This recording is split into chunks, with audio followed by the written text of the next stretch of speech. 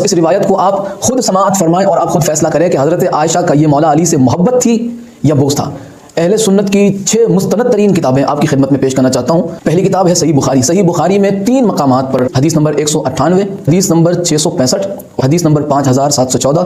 दूसरी किताब है सही मुस्लिम, जिल्द नंबर 2, हदीस नंबर 936, 37 और 38। तीसरी किताब है मुस्नद अहमद इब्न हंबल, जिल्द नंबर 11, हदीस नंबर 26439। चौथी किताब है मुसन्नफ अब्दुर रज़ाक, जिल्द नंबर 4, हदीस नंबर 9754। पांचवी किताब तारीख़ तबरी, जिल्द 2, हिस्सा 1, सफ़ा नंबर 396।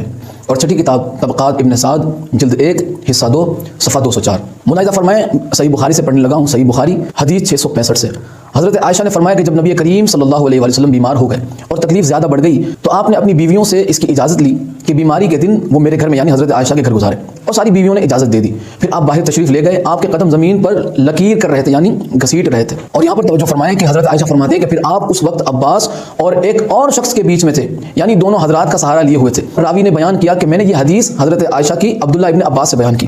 तो आपने फरमाया कि उस शख्स को भी जानते हो कि जिनका नाम हज़रत आयशा ने नहीं लिया?